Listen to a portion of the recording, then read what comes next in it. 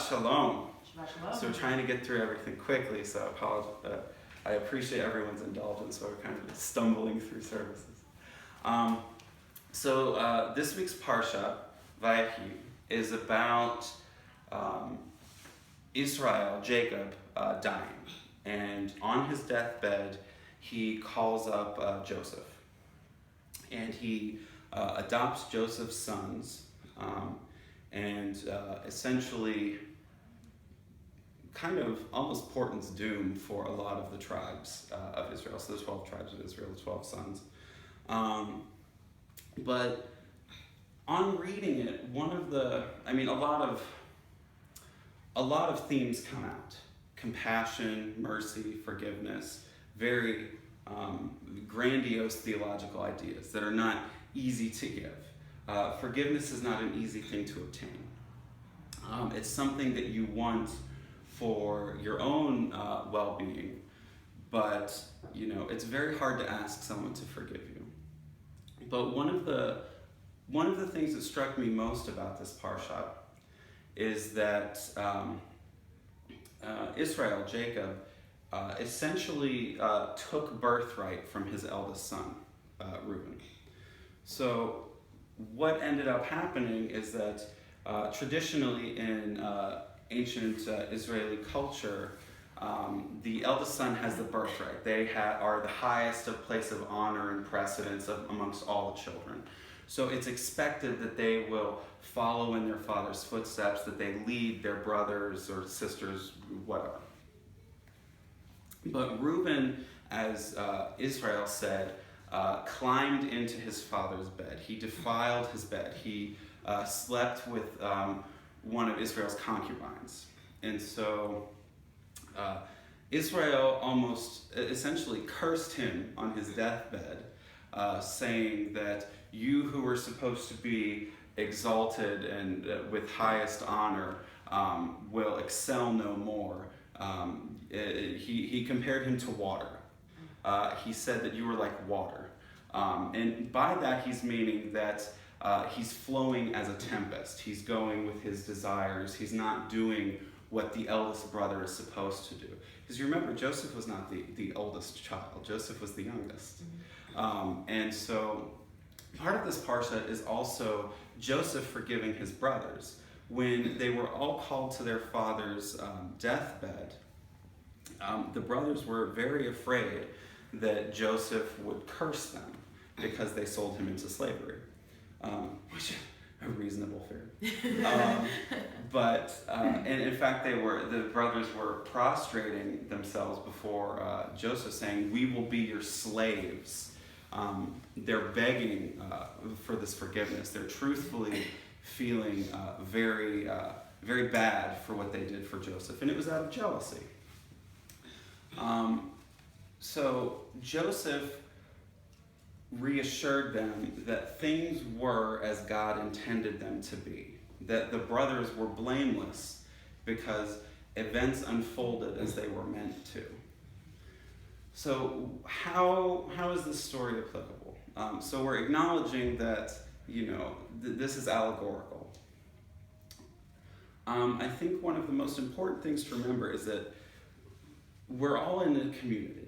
We're all linked by being one of Israel's children. We're all descendants of Jacob. All Jews are descendants of Jacob. That's why we're all Yisraelim. We're all of the house of Israel. There are no more tribes. And that is what I think is the take-home message of this parsha. Even beyond, Israel making his children swear that they will bury him in the land of Canaan, which is very important. But I think that it needs to be remembered that the future is not always guaranteed. And in fact, Israel was asking God, tell me what's going to happen to my children. But would you really want to know what the future holds? Would it change your actions if you did know? How would it change your actions?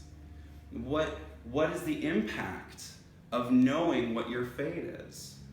Ultimately, this parsha is about surrendering to the mystery of the future.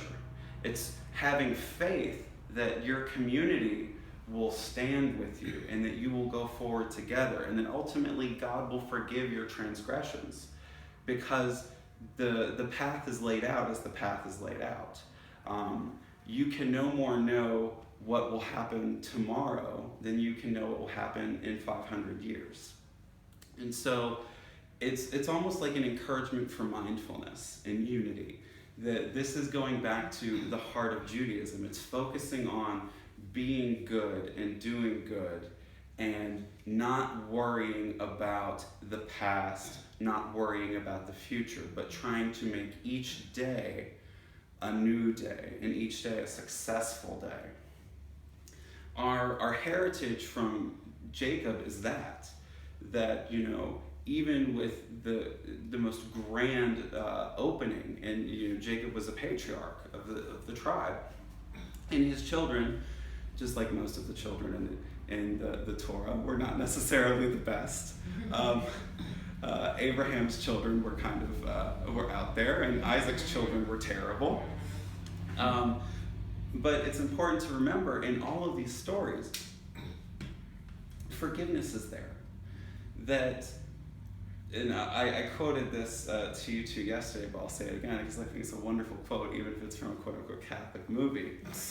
So in Sister Act, Dame Maggie Smith, as Mother Superior, says, to err is human, to forgive divine. When you forgive, you tap into that life force that we were given by Israel. We use this sentence in Hebrew also, and on Yom Kippur you'll see everyone saying it or writing it. So exactly. We're constantly remembered that forgiveness is a virtue that transcends our physical reality, but it's something that is assured if sought. That even if the people whom you've injured don't forgive you. And it is true to be said that Israel, even on his deathbed, although technically cursing Reuben, did forgive him.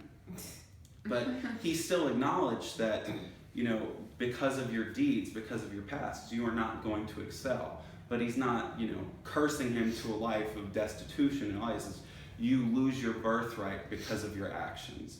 So it's also connecting to accountability. It's not holding people to blame forever. It's holding people accountable to the future that they have created for themselves. That you can work with people and you can try to make their lives better, but ultimately everyone is in charge of their own destiny.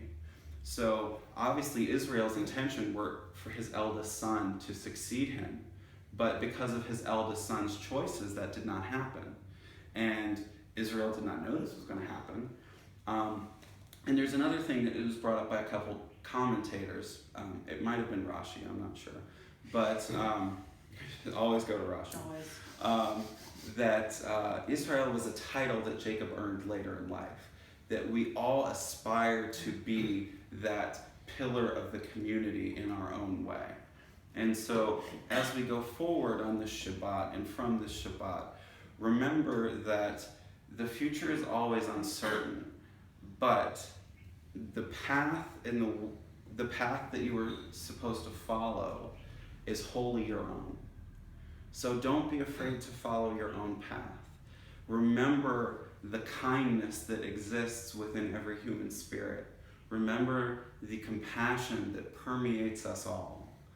And go forward in that. Don't worry about the past. Don't worry about the future.